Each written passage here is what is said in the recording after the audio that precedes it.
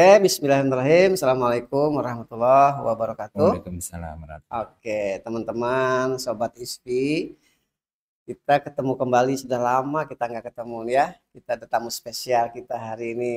Oke, selamat sore. Assalamualaikum, Prof. Satibi. Waalaikumsalam warahmatullahi wabarakatuh. Selamat sore, Pak Yugo, kakak senior yang luar biasa. Oke ya, teman-teman sobat podcast dimanapun berada, kita kedatangan tamu spesial ini, Prof. Satibi. Kebetulan hari ini berkenan berkunjung ke Banjarmasin. Ada beberapa agenda ya, kita selipkanlah sebentar untuk berbagi dan sharing pengalaman. Saat ini beliau masih dan alhamdulillah masih diberi amanah sebagai dekan Fakultas Farmasi, Prof. Ya, Dekan Fakultas Farmasi Universitas Gadjah Mada. Dan hari ini kita diskusi bersama tentang apa ini, Prof? Kira-kira tema kita ini. Nah, monggo. Kita temanya tentang Gen Z ya, Gen Z katanya gitu ya. Iya, Oke. Oke, gini ya, teman-teman, tentu sobat podcast ya, sebagian besar kalau Gen Z itu ya Instagram, YouTube mainnya ya. Kalau Gen X, Gen Y kayak kita ini ya tulis Facebook ya, Prof ya. Iya. Sekarang Facebook pelan-pelan sudah bergeser itu. IG, TikTok Oke. dan lain sebagainya. Iya. Nah, tentu sebagai pengelola perguruan tinggi sebesar sekelas Gajah Mada, tentu juga punya dinamika lika-liku menghadapi anak muda mahasiswa kekinian, gitu, Prof ya. Iya. Student body-nya tadi kita cerita, student body-nya farmasi itu 1.700, S1, S2 dan S3 dan profesi, gitu, Prof ya. Nah, tentu sebagian besarnya adalah Gen Z ya. Tentu jangan begitu, kecuali yang S3 kali ya, yang mungkin ada Gen X sedikit-sedikit di sana ya, Gen Y, tapi Gen Z dan Gen Alpha sekarang ya sudah masuk ya. 2045 kita akan menghadapi bonus demografi. Tentu ini sebuah tantangan, sebuah apa namanya, kesempatan emas jika SDM ini bisa diberdayakan dan punya kapasitas yang kuat untuk mengelola negara ini, ya enggak, Prof? Nah, terkait dalam konteks Gen Z ini tentu punya cerita lah, Prof, berbagi ya, sebagai sama-sama pengelola perguruan tinggi ya, Prof Satibi tentu mengelola kampus sebesar UGM, tentu dinamika dan tantangannya tidak mudah ya, seperti itu. Walaupun bahasanya kita itu anak-anak di Gajah Mada itu cukup dikasih catatan, belajar udah pinter kan gitu ya. Tapi tentu ada dinamikanya juga, beda dengan kampus kita gitu ya, harus dibimbing benar mahasiswanya, ada segala macam. Tapi itu berbagai macam dinamika. Nah, menurut Prof Satibi sendiri, kira-kira apa sebenarnya tantangan ke depan anak-anak muda ini ya? Tentu kita harus menyiapkan mereka dengan tuntutan masa depan mereka kan. Dalam bahasanya beberapa narasumber itu, kita harus mencuri masa depan yang kita kondisikan di saat ini, ya enggak, untuk mendidik anak-anak yang nanti akan menghadapi masa depan yang tentu mungkin bukan masa kita lagi nanti. Nah, kira-kira begitu, Prof. Dinamika atau lika-liku atau tantangan anak-anak muda sekarang gimana, Prof? Oke, baik Pak Yugo ya. Ini pertanyaan yang challenging menurut saya. Karena apa? Karena kita berhadapan dengan generasi Gen Z ya, Gen Z tadi generasi yang sering menyebut generasi strawberry ya. Generasi yang wah kelihatan cantik-cantik, ganteng tapi ternyata rapuh gitu ya. Namun banyak gitu ya. Ya. Dipencet itu cepat sekali gitu ya. Tapi menarik untuk didekati gitu ya. Namun dalam hal ini memang itu challenges bagi kita pengelola perguruan tinggi, institut, universitas, fakultas gitu ya. Kalau di kami UGM itu ada kurang lebih 70-an ribu student body yang ada gitu ya. Kalau farmasi itu termasuk fakultas yang kecil, tapi kita student body kita 1.700. Mungkin student body kita terbesar di Indonesia untuk fakultas farmasi gitu ya, karena memang S1 kita kurang lebih 1.100, profesi dan pasca kita 600-an gitu. Jadi ya kurang lebih 58% untuk sarjana, sisanya 42% pasca sarjana, dan itu target kita. Dan itu Gen Z yang paling besar ya, isinya. Dominan itu Gen Z. Dan memang kalau kita melihat Gen Z itu kan generasi yang memang apa-apa mudah ya. Beda dengan waktu kita dulu ya. Semua waktu kita dulu itu iya betul sekali. Kita dulu itu naik motor itu udah suatu hal yang wah gitu ya. Masih banyak naik sepeda gitu ya, jalan kaki gitu ya. Tapi sekarang itu mereka dimudahkan dengan fasilitas. Nah, apa-apa itu dengan GoFood, GoStand, GoCar dan lain sebagainya gitu ya. Dengan smartphone di tangan itu apa-apa bisa dilakukan oleh mereka. Nah, namun demikian challenges tadi seperti yang kita sampaikan, mereka rapuh. Ya. Namun demikian ini adalah challenges di era revolusi industri 4.0 ataupun society 5.0, yang mana human capital ya, kita berbicara mahasiswa itu adalah generasi yang akan datang, dan mereka adalah human capital bagi negara. Dan human capital itu adalah merupakan intangible asset yang perannya luar biasa. Nah, beberapa riset referensi market value itu 84% atau lebih itu justru dipengaruhi oleh intangible asset. Khususnya dalam hal ini adalah human capital. Dan human capital itu adalah diferensiator bagi organisasi atau perusahaan ya, sehingga seorang itu ketika investasi dalam pendidikan itu adalah investasi yang luar biasa, yang mestinya orang memahami, orang tua itu memahami untuk bagaimana agar anak itu mendapatkan pendidikan yang baik gitu ya. Jadi pendidikan itu bukan dilihat sekedar sebuah cost benar ya, tapi sebagai sebuah invest masa depan. Betul sekali ya.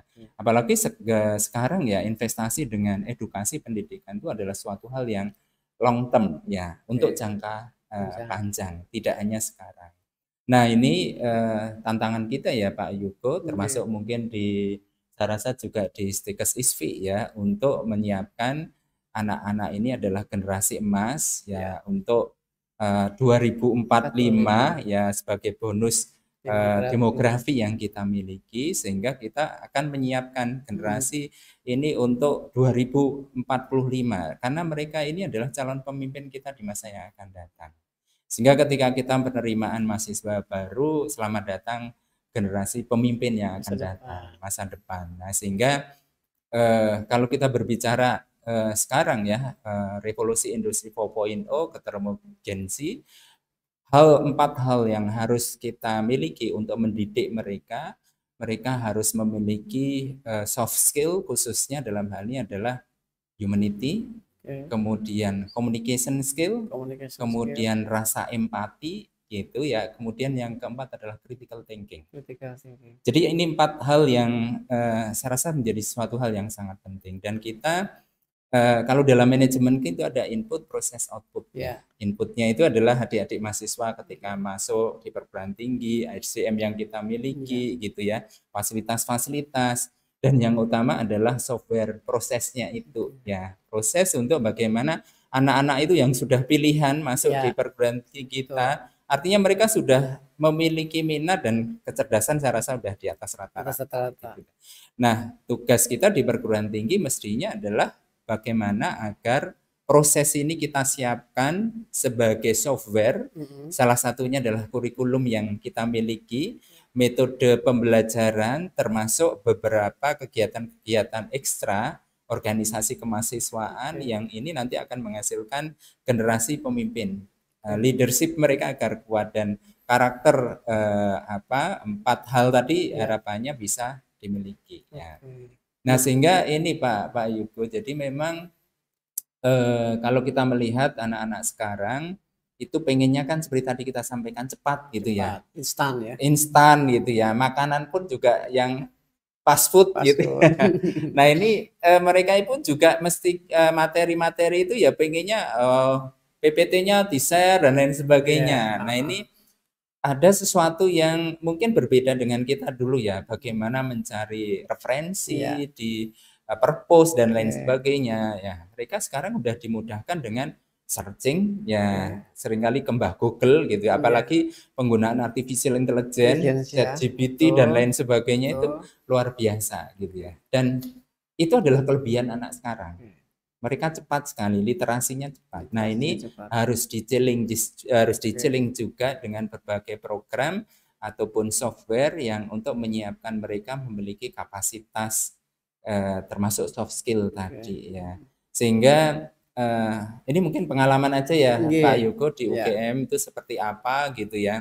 Jadi adik-adik mahasiswa itu karena kita memiliki 3 pilar ya, sehingga kalau di UGM itu sekarang ketika foto itu pakai gini. Gitu ya. Nah, ini O, G sama M. Prinsipnya di sana ada 3 pilar. Pilar pertama adalah merakyat karena kampus kerakyatan. Yang kedua adalah mandiri. Ya harapannya UGM itu bisa mandiri gitu ya, tidak tergantung pada pemerintah, tidak tergantung dengan yang lain, tapi kemandirian ini harapannya bisa terjaga, apalagi kampus ya itu tidak depend on pemerintah. Mungkin ingat kaitannya dengan Trump effect gitu ya. Ya Harvard itu luar biasa gitu ya, dari dia bisa mematahkan apa yang disampaikan oleh presidennya di dalam hal ini untuk menstop mahasiswa asing ya dalam hal ini. Tapi Harvard itu kan akan kehilangan 30 sampai 40% mahasiswa asing gitu ya, sehingga akhirnya Harvard punya kekuatan yang besar dan itu mereka bisa menangkan gitu ya dibandingkan dari presidennya sendiri. Artinya memang university harus punya kemandirian termasuk juga adalah sustainability. Jadi 3 pilar tadi adalah merakyat, mandiri, dan juga adalah sustainable, keberlanjutan. Ya, ini hal yang memang ini baru di launching oleh universitas bulan lalu agar 3 pilar itu menjadi dasar. Nah, sehingga anak-anak itu untuk merakyat itu salah satunya misalnya KKN itu menyebar di kebetulan di bulan Juni kemarin kita launching 8.000 lebih mahasiswa untuk KKN ya di 34 provinsi di Indonesia. Yang ini harapannya kita itu bukan menara gading tapi menara air yang itu bisa bermanfaat kepada seluruh masyarakat di Indonesia gitu ya. Nah, ini hal yang saya rasa menjadi sangat penting sehingga kurikulum yang kita berikan tidak hanya memperkuat hard skill tapi juga soft skill adik-adik gitu ya. Jadi mereka kita sudah memiliki kurikulum untuk menjadi apoteker itu seperti apa, itu sudah ada di kurikulum, namun soft skill ini yang harus kita perkuat untuk bagaimana kaitannya dengan critical thinking, kemudian humanity-nya seperti apa, kemampuan komunikasinya juga bagus, empatinya juga bagus. Itu kan 4 hal itu tidak dimiliki oleh robot atau artificial tidak bisa digantikan tidak bisa digantikan. Hanya manusia ya, humanity itu ya pada manusia ya. Iya. AI tidak punya humanity tidak, kan tidak gitu punya, ya. Nggak punya empati gitu. Nah, itu sehingga harus SDM ini atau dalam hal ini mahasiswa itu harus dijadikan yang memang manusia. Sebetulnya manusia seutuhnya memanusiakan. Itu Pak Yogo. Luar biasa. Jadi memang kalau melihat tadi UGM pun sebagai universitas yang terkemuka, barisan terdepan ya, menyadari ya ini sebagai sebuah challenge ya, tantangan ya. Bagaimana memanage Gen Z ini betul-betul bonus demografi ini membawa keberkahan dan kemaslahatan, bukan hanya seperti buih di tengah lautan ya gitu ya Prof ya. Oke, tadi kan ada soft skill ya yang jadi tantangan ke depan. Tentu begini, tadi kurikulum disiapkan untuk memfasilitasi, menjembatani dan mewadahi ya, mengantarkan impian tadi itu bisa tercapai. Tetapi kan ada penyelenggaranya kan, salah satu garis terdepannya kan tenaga pengajar atau pendidik Nah, sementara pendidik kita ya kan harus diakui mereka bukan Gen Z, ya tentu mereka juga ada harus semacam mengalami masa-masa pembelajaran konvensional, tetapi juga menghadapi disrupsi teknologi. Nah, bagaimana UGM Farmasi dalam hal ini, Prof Satibi sebagai leader di Fakultas Farmasi, tentu ini harus meyakinkan teman-teman dosen yang juga tentu dan lebih senior dari Prof. Satibi juga betul, kan. iya. Mungkin juga lebih junior, tapi tetap mereka bukan Gen Z ya. Iya. Ya, mereka Gen Y kan, misalnya yang lahir tahun 80-an kan masih Gen Y, atau 90-an kan masih. Nah, tentu ini garda terdepannya kan dosen ini ya. Oke.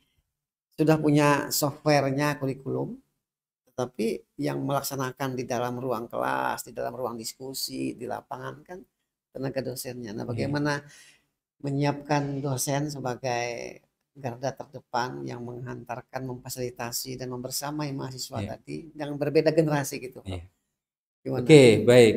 Pertanyaan yang luar biasa ini saya rasa Pak Yuko. Jadi sebelum saya jadi dekan, kebetulan dulu saya WDSDM. Jadi bagaimana sih karakteristik dosen dan bagaimana untuk meningkatkan kompetensi dari teman-teman dosen dalam hal ini menghadapi generasi Gen Z sekarang ini ya. Kalau Bapak Ibu dosen itu memang mereka memiliki beberapa indikator kinerja, sehingga tridharma itu kan yang utama gitu ya. Nah, sebenarnya kita selalu melakukan upaya penguatan terhadap kapasitas dosen SDM ya, dosen di dalam hal ini. Kita ada dosen, ada tenaga kependidikan, namun 70-80% mahasiswa itu banyak interaksi dengan dosen ya. Selain dengan tendik ya, kalau dengan mahasiswa jelas itu ya. Nah, sehingga setiap semester itu kita melakukan evaluasi setiap akhir pembelajaran dan ada perencanaan ya pembelajaran. Evaluasinya berbasis apa itu? Dan juga evaluasi. Jadi kita ada EDOM, evaluasi dosen oleh mahasiswa. Itu di master ya. Kita punya sistem informasi manajemen yang itu secara integrated ya sudah menjadi satu. Di sana semua sivitas dan tenaga kependidikan itu harus bisa semua mengakses master karena semua kaitannya dengan pembelajaran, pendidikan, penelitian, pengabdian, administrasi semua ada di sana. Nah, sehingga dalam hal ini ketika hubungannya dengan dosen pertama itu kan dari proses seleksi ya. Seleksi itu kita termasuk ketat ya. Kita open, tidak seperti dulu mungkin ada ordal gitu ya. Ordal. Tapi sekarang kita open nasional bahkan internasional. Ya, sehingga siapapun yang memiliki kualifikasi di sana dari luar negeri pun bisa masuk untuk menjadi dosen dan tidak semata-mata IPK mereka gitu. IPK calon dosen kalau dulu kan harus cum laude gitu ya. Sekarang enggak.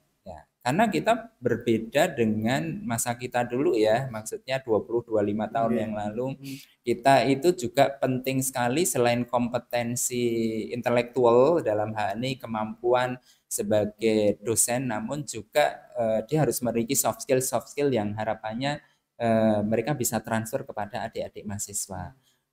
Dalam hal ini kita ketika seleksi harus mengikuti kaitannya seleksi kayak akademik juga psikotes dan wawancara gitu ya, sehingga tahu bagaimana karakter dosen ini gitu ya.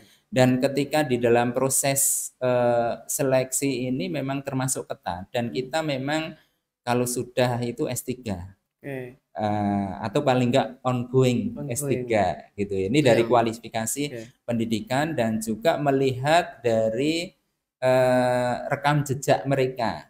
Nah, sekarang kan seleksi tidak hanya dari sisi IPK dan lain sebagainya, tapi rekam jejak digital mereka kita telusur juga ya. IG, harus setor akun betul. Dan kita sebagai user dalam hal ini menelusur kaitannya dengan jejak digital yang calon dosen miliki. Nah, ini proses seleksi. Nah, kalau sudah di dalam kita ada awal itu training untuk dosen baru, dibekali dengan hal-hal yang kaitannya penguatan soft skill tadi. Termasuk pedagogiknya juga. Betul, jadi kemampuan mereka komunikasi, diskusi, kemudian bagaimana ketika debat gitu ya, supaya tetap menghargai walaupun beda pendapat. Kadang ketika istilahnya training itu memang dibuat kalau beda pendapat seperti apa gitu ya. Jadi nanti ada arahan-arahan khususnya dari orang psikolog itu yang tahu persis ya. Langsung di bawah universitas nih Prof ya. Iya, betul di universitas seperti itu. Nah, ketika sudah jadi dosen, mereka biasanya magang dulu gitu ya, atau dulu ya. Maksudnya ketika ada dosen senior, nah dia ikut sit di situ, in, sit in di situ gitu untuk bisa melihat. Berapa lama sit in itu? Satu Ya, semester? biasanya 1 semester itu udah sesuai dengan materi kuliahnya. Betul. Ya. Nah, di samping itu juga Pak Yuko, karena memang ketemu generasi Z sekarang ini, sehingga proses pembelajarannya pun juga berbeda. Kalau kita dulu kan di kelas dosennya dengan OHP ya dulu, OHP sampai pemberobian panasnya.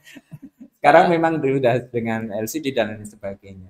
Tapi proses pembelajaran kita adalah cenderung problem based learning, case based method ya, sehingga memang harapannya sudah terimplementasikan dengan dunia kerja dan banyak diskusi. Jadi dosen itu tidak seperti dulu harus selalu memberi gitu ya. Iya gitu ya, tapi justru sekarang dosen itu sebagai mediator. Dia memediasi kepada adik-adik mahasiswa dari case tadi yang ada dan problem based learning yang ada, yang itu diambil dari problem yang ada, kasus-kasus yang ada di dalam praktek ya, misalnya di rumah sakit, di industri, di apotek, puskesmas dan lain sebagainya. Bahkan penguatan kaitannya dengan rasa empati dan lain sebagainya itu juga menjadi sangat penting. Dan sehingga diukur juga berarti. Betul. Jadi rubrik yang kita berikan itu tidak hanya sisi knowledge, tetapi dari sisi sikap mereka, empati mereka dengan temannya seperti apa. Jangan sampai yang satu itu sukses tapi yang lain enggak gitu. Tapi prinsipnya sukses satu sukses semua.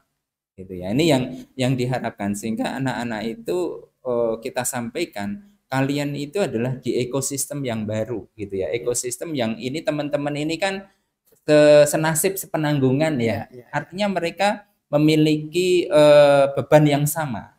Walaupun mungkin kondisi lingkungan, ekonomi sosial berbeda, tapi bagaimana mereka tetap bisa membaur, karena memang mahasiswa kita itu ada yang high class sampai ada yang memang KIP gitu ya. Dulu ibaratnya adalah orang yang tidak mampu, tapi UGM selalu mengalokasikan mahasiswa-mahasiswa dari tidak mampu itu sampai 20%. Sehingga kita memang tetap menjadi kampus kerakyatan yang seperti 3 pilar yang tadi kita sampaikan, sehingga UKT pun ya UKT berkeadilan gitu ya, dari yang subsidi paling tinggi silang, ya subsidi silang sampai 0 rupiah. Ada ya. Jadi mereka juga punya rasa empati dengan teman-temannya untuk sukses bersama. Sukses itu bukan karena kemampuan sosial ekonomi ya, namun karena memang mereka memiliki ekosistem yang sama, sistem yang sama untuk maju bersama. Yang ini kita harapkan. Nah, di samping itu juga kita di kurikulum ini Pak Yuko ada penguatan global yang supaya anak-anak itu bisa tidak hanya secara nasional tapi juga internasional. Nah, setiap semester kita memberikan penguatan, walaupun itu tidak masuk di KHS, namun ada surat keterangan pendamping ijazah SKPI, yang itu sama user atau dalam hal ini stakeholder dari industri, rumah sakit, apotek atau BUMN itu biasanya malah dilihat betul gitu ya. Bagaimana aktivitas anak-anak itu selama di kampus? Apakah hanya mengejar IP atau memang mereka juga berorganisasi? Portofolio itu tercatat di semester juga. Betul, atau semester? Betul, Pak. Mereka melaporkan atau setiap semester itu berarti dosen wali sekarang kerjanya bukan sekedar tanda tangan.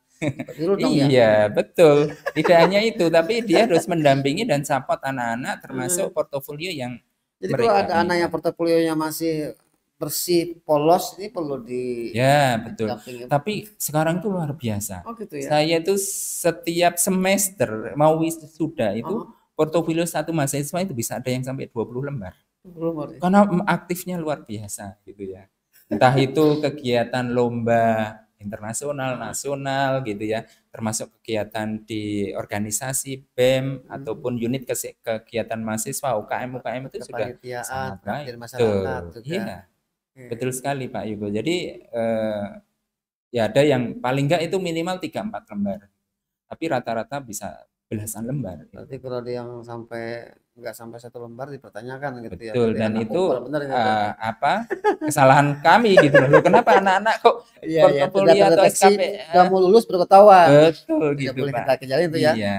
Dan Jadi sekarang kita sedang mengembangkan LSP ya, Lembaga Sertifikat Profesi. ya, LSP juga punya nih. Iya, kita Farmasi. universitas sudah mengembangkan, kita Oke. sudah membuat ini Oke. beberapa LSP sehingga tidak hanya mahasiswa kita di dalam hal ini. Betul. Dari luar pun boleh ikut. Oke. Ya, tapi dia akan terregister di GM. Oke. Menjadi mahasiswa non degree ibaratnya seperti itu. Jadi ini kan akan uji kompetensi tertentu itu kan LSP betul, kan. ya. LSP P1, P2 atau P3, P1 ya berarti ya. Satu gitu.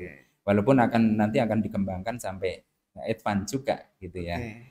Mungkin kayak organisasi profesi juga sana ya. Kan sebenarnya ya kalau keterampilan kompetensi farmasi itu kan kompetensi seorang apoteker itu kan bisa di breakdown dari beberapa level ya.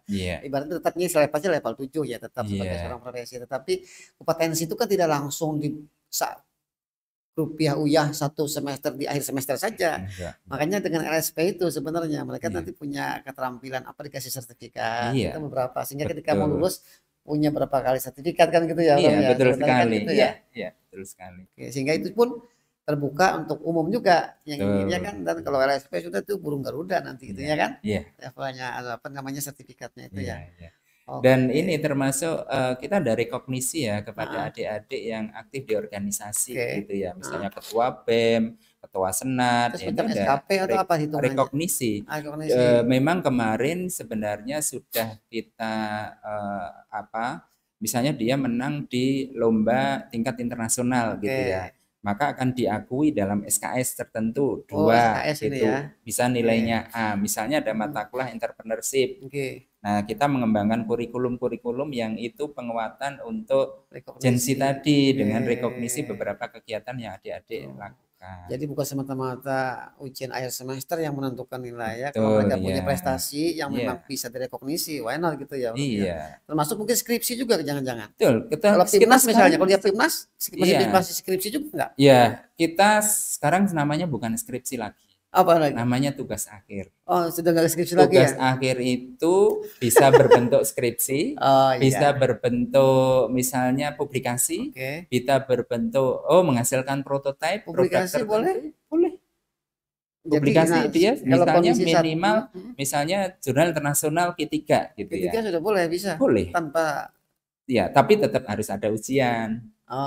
Artinya dalam tugas akhir itu harus ada metodologi penelitian. Artinya sistem yang dia buat itu ada metodologinya gitu yang bisa diuji ya. Iya, karena kalau S1 itu kan sebenarnya kayak latihan aja untuk metodologi penelitian gitu ya. Makanya kita buat dalam bentuk kayak ya dalam bentuk tugas akhir, bisa berupa skripsi, bisa berupa prototipe, bisa berupa ketika dia magang juga bisa, tapi harus ada metodologi penelitian yang sesuai atau membuat prototipe gitu ya. Prototipe atau mungkin sampai ke startup gitu juga bisa. Sebenarnya misalnya dia menghasilkan produk tertentu itu kan ada metodologinya. Nah, misalnya dia systematic review dulu, kemudian need assessment terhadap customer misalnya. Nah itu kan ada metodologinya, sehingga nanti akan menghasilkan. Nah itu malah justru lebih ya sekarang kan berdampak gitu ya. Kalau dulu MBKM kita harapannya berdampak ya. Betul. Ini yang diharapkan. Sehingga memang dengan banyak hal portofolio adik-adik mahasiswa itu memperkuat kemampuan mereka untuk menghadapi di masa yang akan datang. Jadi memang kalau kita flashback ya, kalau kita mau refleksi terkait tadi ya tugas akhir skripsi dalam bahasa dulu ya, relevansi dengan dunia kerja itu kan kayaknya tidak begitu besar ya, makanya betul kalau tugas akhir itu tidak ansih hanya di kotak dalam bentuk skripsi ya. Betul. Nah dalam konteks sekarang ya tadi cerita tentang tugas akhir, kecenderungannya gimana Prof? persentase yang skripsi berapa, yang non skripsi berapa, masih sedikit? Memang sekarang masih dominan skripsi Dominan, ya, karena memang belum. masa transisi ya. Namun ada beberapa mahasiswa yang karena kemarin MPKM ya, kebetulan ada mahasiswa kami yang kami bimbing, dia di industri farmasi, dia magang kurang lebih selama 6 bulan atau 1 semester, sekalian ngerjain skripsi. Maaf, tugas akhir ya. Tugas akhir itu berbasis pada proyeknya di sana. Laporan proyek. Proyeknya apa, kemudian di-challenge oleh, jadi ada pembimbing dari kampus dan pembimbing dari industri. Waktu itu kimia farma kalau nggak Kalbi Farma. Nah itu dia malah pengembangan sistem, kebetulan bidang saya manajemen farmasi ya. Dia mengembangkan sistem kaitannya dengan lean management dalam pengelolaan logistik dan distribusi obat. Ternyata dari industri merasa senang, wah ini sangat dibutuhkan gitu. Artinya memang betul problem yang dihadapi di industri atau di tempat kerja itu dengan adik-adik masuk di sana ini berdampak betul pada sistem yang ada gitu. Justru hal-hal seperti itu yang perlu didorong ya. Jadi tidak hanya akhirnya hanya bentuk laporan saja, tetapi harapannya berdampak tadi. Itu. Nah ini sudah magang capek-capek, terus skripsi pula yang berbeda lagi dengan apa yang ini ya. Terus kerjanya nanti beda pula ya. Nah itu yang tidak kita harapkan. Dan sehingga sekarang itu anak-anak itu juga yang lulus 3,5 tahun sudah lumayan banyak Pak Yugo. Itu ya? Iya, sekarang itu 10-15% tuh lulus 3,5 tahun. 30 orang ya, 30 betul, orang betul. Ya sehingga itu ketika MPKM sekarang berdampak itu mereka magang di semester 7 mereka sekalian ngerjain skripsi. Jadi tetap pakai MPKM juga masih ya di kampus? Iya, sebenarnya kan pendewasaan dari MPKM itu berdampak itu ya Pak. Saya rasa itu baik gitu ya. Dan ketika anak-anak itu ingin memperkuat kompetensi mereka, kita dorong untuk ke sana. Karena mereka pengen juga punya experience seperti itu. Ada juga yang sebenarnya udah selesai Pak ini. Dia semester 7 itu udah selesai, skripsi udah, tugas akhir udah selesai. Tapi pengen magang. Ya, gitu ya. Pengen punya pengalaman gitu ya, experience di sana sehingga ketika nanti profesi atau kerja itu udah gambarannya udah tahu. Dan biasanya anak-anak seperti ini biasanya lebih matang. Ya.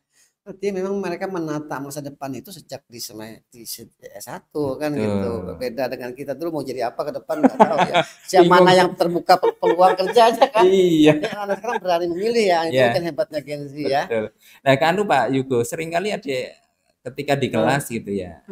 Kebetulan saya ngajar di semester 2. Itu udah kita minta mereka coba tolong buat roadmap kalian. Roadmap jangka pendek, jangka menengah, jangka panjang. Nah itu kan kelihatan mereka itu punya. Itu bagian yang tugas yang dikerjakan itu. Ya kita kebetulan saya manajemen farmasi ya di semester 2 itu udah kita sampaikan. Coba kalian tuh posisi start di sini, kemudian di end-nya itu pengen seperti apa gitu ya. 40 tahun, 30 tahun yang akan datang itu seperti apa gitu ya.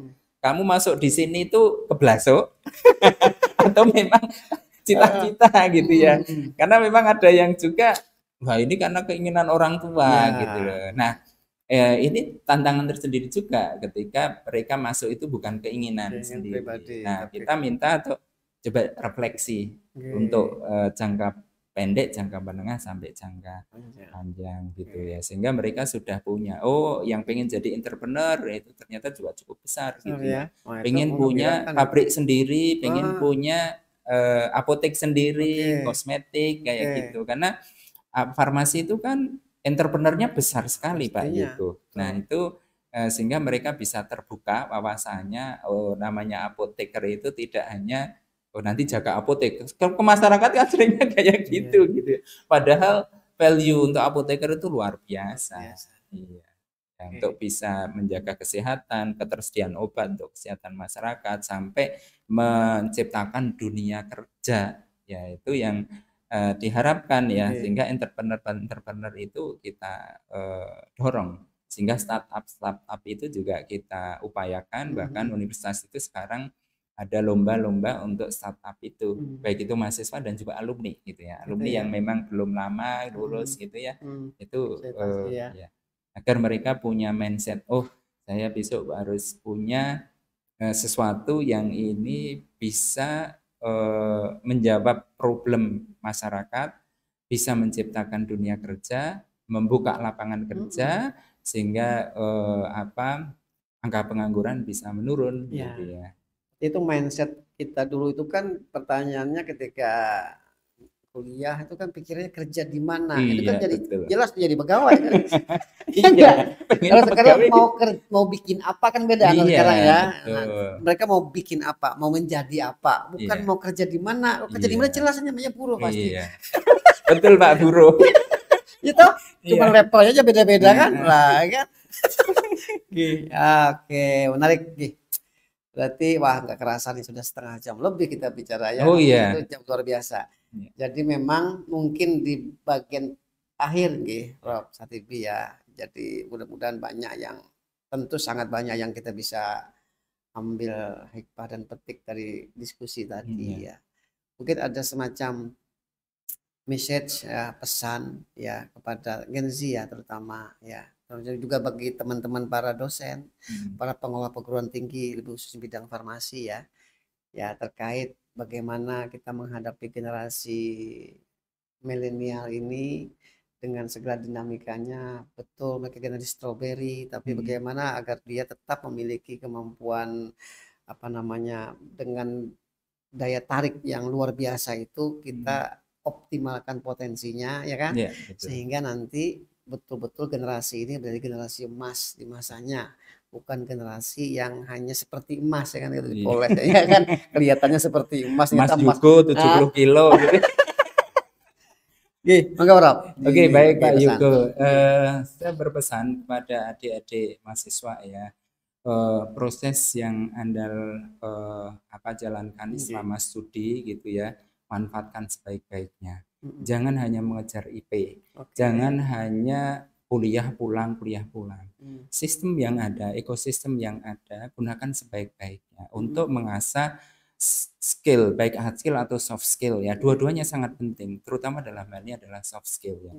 Kemampuan kita dalam komunikasi, baik itu oral communication atau written communication, memiliki critical thinking yang kuat ya. Selama belajar itu harus berpikir kritis gitu ya. Dalam setiap pembelajaran saya yakin ada faktor-faktor kritis yang perlu untuk dikritisi di sana, kemampuan ingin lebih tahu gitu ya.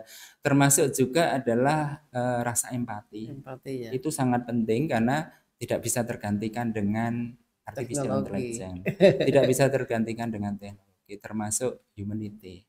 Kita sebagai manusia ini kalau dalam Al-Quran itu kan sebagai khalifah fil ard ya, sebagai khalifah di dunia ini, sehingga kalian mestinya punya rencana strategik baik pendek, menengah ataupun jangka panjang, sehingga punya dreaming, punya cita-cita yang itu menjadi value yang hidup kita itu terasa betul-betul hidup gitu ya. Untuk mencapai ke sana ada spirit, ada motivasi untuk mencapainya, sehingga kita nanti bisa menjadi lulusan yang harapannya menjadi agen perubahan, agent of change untuk menciptakan kerja ya, dalam hal ini lapangan kerja kepada masyarakat, sehingga jangan sampai justru kita mencari kerja aja. Boleh sih dalam jangka pendek, tapi harus punya cita-cita ke sana. Dan kepada Bapak Ibu dosen, amanah yang diberikan oleh masyarakat kepada kita sebagai dosen itu adalah luar biasa ya. Saya itu kadang saya itu punya amanah 1.700 mahasiswa di Fakultas Farmasi. Amanah yang diberikan oleh orang tua, masyarakat, dan juga yang Maha Kuasa gitu ya.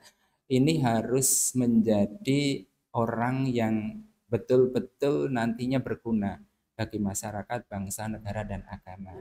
Itu kadang saya merenungkan itu demikian berat gitu ya, tapi Allah sudah menempatkan saya di sana. Ini amanah yang harus saya bawa sebaik-baiknya, sehingga kalau ada, kebetulan kemarin ada mahasiswa yang meninggal karena KKN itu, semalam nggak bisa tidur gitu ya, karena ini amanah dari orang tua yang harus, tapi ini qadarullah juga, kita harus tetap semangat gitu. Masih ada sekian puluh ribu yang harus dikelola, dimanage supaya mereka menjadi generasi penerus pemimpin di masa yang akan datang, sehingga demografi penduduk yang dalam hal ini bonus demografi yang ada untuk Indonesia Emas itu harapannya betul-betul dimanfaatkan sehingga memang mereka nanti menjadi generasi yang bisa mengatasi problem yang dihadapi oleh bangsa dan negara. Nah, sehingga amanah itu harus kita emban seamanah mungkin ya, karena itu adalah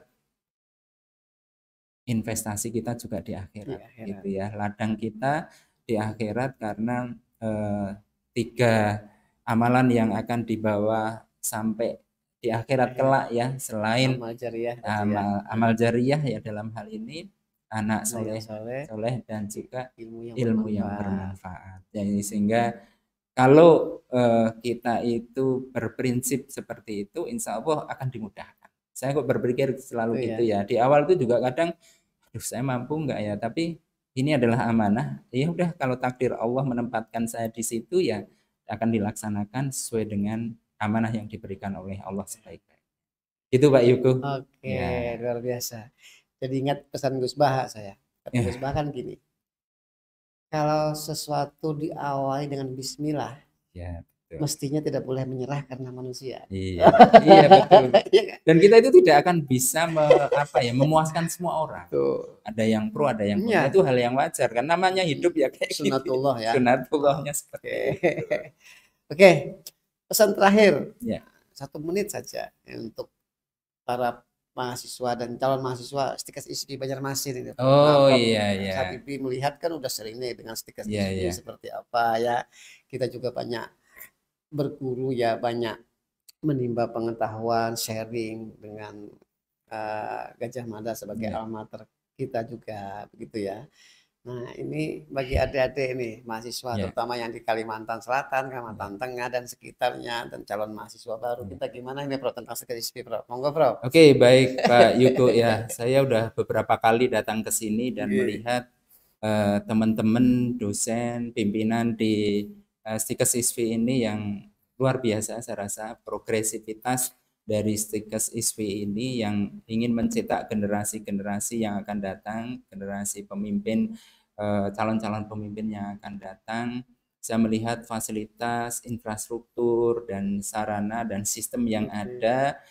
Saya yakin ya di dalam hal ini Stikes ISP ini salah satu Stikes pilihan di Kalimantan Selatan dan sekitarnya, sehingga teman-teman semuanya, Bapak Ibu, masyarakat di Kalimantan Selatan dan sekitarnya, pilihan untuk Stikes ISP adalah pilihan yang tepat untuk melanjutkan studi dari SMA atau SMK ke D3 ataupun S1 farmasi di Stikes ISP, dan dalam waktu dekat akan buka profesi apoteker ya, sehingga akan menghasilkan apoteker-apoteker ataupun vokasi farmasi yang saya yakin memiliki kompetensi yang sesuai dengan harapan dari masyarakat semua. Jadi silakan Bapak Ibu dan masyarakat Kalimantan Selatan dan sekitarnya untuk bisa memilih Stikes ISP sebagai pilihan utama untuk mencetak vokasi farmasi ataupun apoteker di masa yang akan datang. Itu Pak Yuko.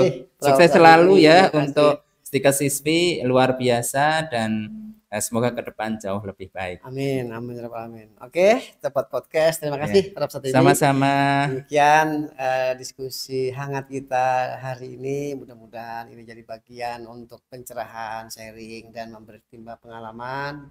Insya Allah banyak manfaat yang kita ambil bersama. Tentu saya sebagai hostnya di sini, Yugo Susanto, terima kasih, dan Prof Satibi selaku tamu spesial kita hari ini. Oke, mungkin ditutup dengan sebuah pantun, air kelayan, airnya bersih. Cukup sekian dan terima kasih. Cakep. Oke, di akhir, Assalamualaikum warahmatullahi wabarakatuh. Waalaikumsalam warahmatullahi wabarakatuh.